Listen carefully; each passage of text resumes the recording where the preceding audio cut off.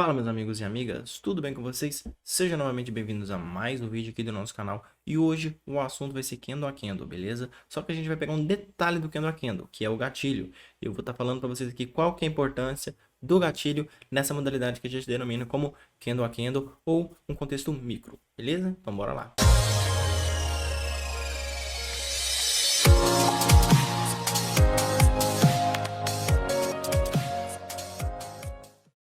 Além do conteúdo de hoje que a gente vai passar sobre gatilhos, né, relacionado ao Kendo a Kendo, beleza? Eu preciso falar uma segunda coisa para vocês, que é se inscreverem, tá bom? No canal One Trader Lives e Cortes, beleza? Se inscrevam lá, até porque, qual que é a ideia desse canal? Eu vou colocar ele aqui para vocês verem, tá? É isso daqui. Qual que é a ideia desse canal, poçada? Eu vou deixar em algum lugar aqui da tela para vocês clicarem, para vocês irem direto ao canal, beleza? Então cliquem em algum lugar aqui da tela para vocês irem direto e se inscreverem, porque é lá que a gente faz as aulas, as lives, os treinamentos que são gratuitos pro pessoal, tá bom? Então você precisa estar inscrito lá para estar acompanhando esses materiais e estar participando. Que muita gente eu sei que é inscrito nesse canal, tá? Só que lá não é inscrito, tá? E pode ser que você esteja perdendo tempo, porque os conteúdos de lá é muito valor, tá? A gente faz os treinamentos, as aulas. Eu deixei o conteúdo de aulas e treinamentos, lives e tudo mais lá, tá bom? Aqui a gente vai estar com um conteúdo mais didático, um pouco mais objetivo e prático para vocês. Lá vai ser a parte de treinamento, tá bom? Então, não deixe de se inscrever, tá bom? Até porque, por exemplo, esse canal, ele caminha de mão dada com o canal de lá, tá bom? Então, já faço o pedido de vocês aí, muito importante que vocês se inscrevam. Então, clique em algum botão aqui da tela para vocês estarem indo para lá e se inscrevendo. E outra coisa, né? A meta desse canal é 1.000 inscritos. E essa meta, eu quero atingir ela, até porque, para a gente começar novos projetos, eu preciso que essa meta seja atingida. Né? Metas atingidas, projetos novos, né? Metas ainda em execução, a gente não pode dar um passo maior do que a perna, tá bom? Então, eu preciso que vocês colaborem para que eu possa também colaborar com vocês com novos projetos aí que possam vir a acontecer, tá bom? Então, bora pro vídeo. Bom, pessoal, tela para vocês verem aí. Bom, vamos agora ao tema. O tema é gatilho. Qual que é a importância do gatilho no Kendo a Kendo? Tá? O gatilho, moçada, ele é muito importante porque existe uma estrutura dentro dele. Tá? Primeiramente, eu preciso estar mostrando para vocês no quadro negro aqui agora o que é o gatilho para a gente começar a ter mais ou menos a ideia do que eu quero falar, tá bom? Bom, pessoal, coloquei a tela preta aqui para auxiliar nessa metodologia que eu vou estar passando aqui para vocês. E é o seguinte, primeira coisa que a gente vai fazer, vou colocar um gatilho na tela, tá bom? Vou colocar um gatilho desenhado na tela para que a gente consiga ter essa ideia. Se eu tenho um movimento, na verdade um movimento não, um candle verde, eu tenho uma máxima, uma mínima e um 50%, tá? Mas isso daí é uma coisa muito simples, a gente já passou, já tem um vídeo sobre isso. Tá? O que eu quero mostrar para vocês? Primeiramente, para que seja um gatilho, a gente precisa naturalmente, na maioria das vezes, de uma anatomia como essa. Tá? Existirão outras anatomias? Sim, tá? Mas na grande maioria das vezes a anatomia de um gatilho bom, eficiente e lucrativo é assim, tá? E então, você sim vai ter uma máxima, uma mínima e um 50%, onde na qual você vai colocar uma linha aqui e vai colocar uma linha aqui, tá bom? Por que que o gatilho é tão importante no Kendo a Kendo, tá, moçada? Dentro desse gatilho, normalmente, quando a gente joga para um fractal menor, a gente tem estruturas. A gente tem estruturas e movimentos mais íngremes. Como assim, Juan? Se eu estou falando, por exemplo, de um gatilho de 30 minutos, 15 minutos, nos 5 minutos a gente vai ver um movimento mais ou menos dessa maneira assim. Até que, logicamente, esse gatilho se feche nesses gráficos macro, certo? Consequentemente, isso vai ser um movimento lateral num 5 minutos, num 3 minutos. Lógico, se tratando de um gatilho de 30, 15 minutos. Entenderam? Então, aí a gente tem uma estrutura de lateralidade, certo? A gente tem uma estrutura de lateralidade.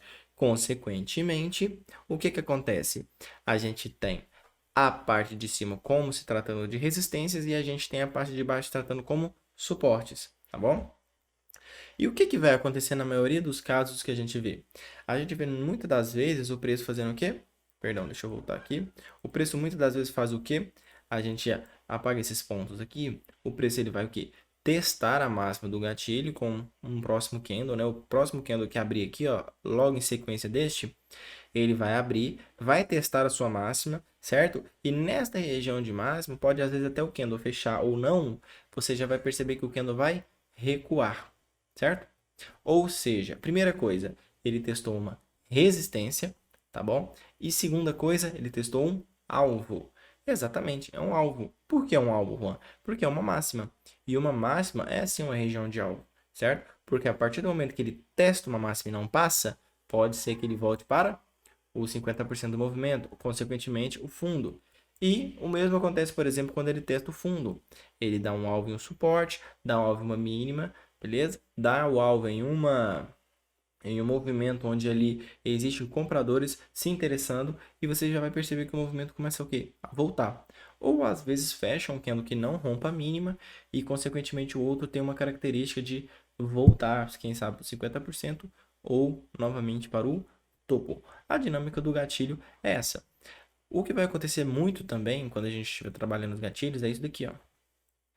Não se tratando mais de dentro do gatilho, a gente vai trabalhar como se ele tivesse sido rompido, que é, por exemplo, neste caso, né? Então, o que que acontece? Você vai colocar a sua linha novamente na máxima deste movimento, até porque esse candle rompeu ele, e logo em seguida você vai perceber que o movimento ele veio e testou aqui.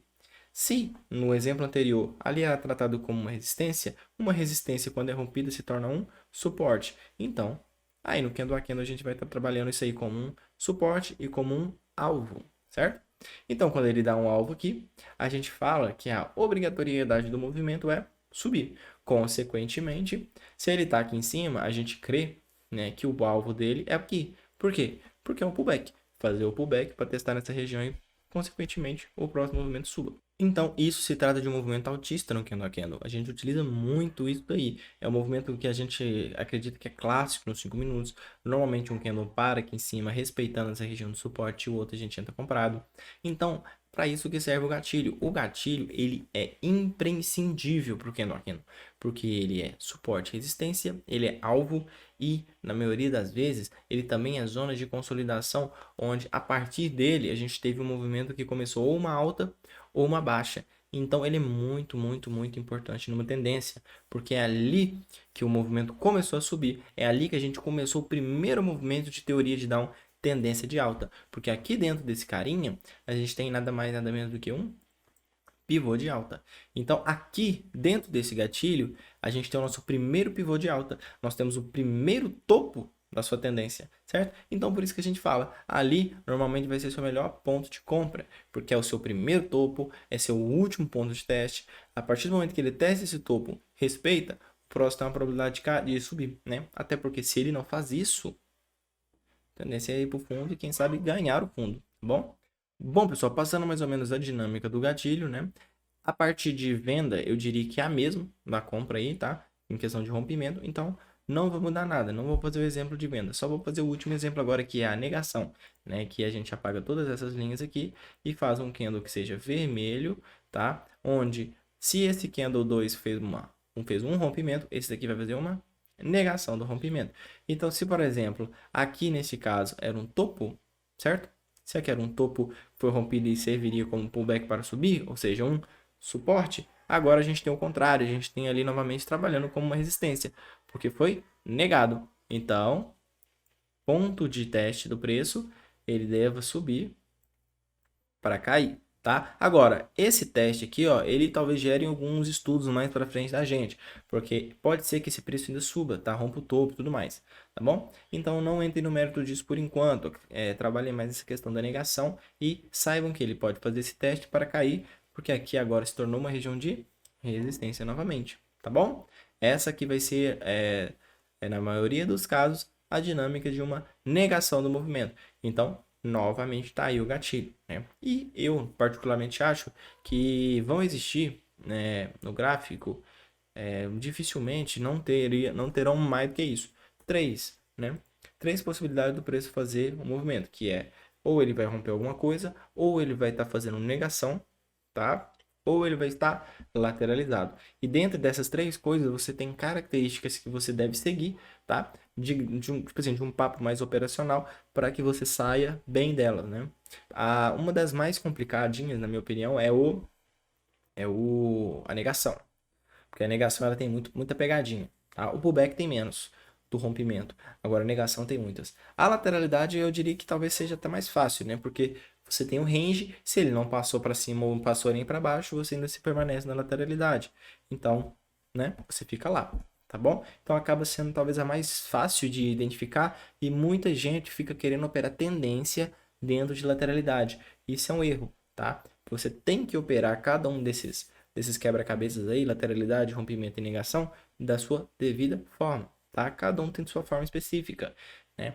O rompimento pode haver ali 2, 3 formas de operar, a negação também umas 2, 3, a lateralização idem, tá bom? Então, bora pro gráfico agora, para a gente identificar esses gatilhos e ter mais ou menos a ideia da dinâmica do candle a candle utilizando eles, com um gráfico mais parado, tá bom? Bora lá. Bom, pessoal, com a tela aí para vocês verem, beleza? Novamente, vamos colocar os gatilhos mais ou menos ali marcados para que a gente possa estar fazendo essa dinâmica.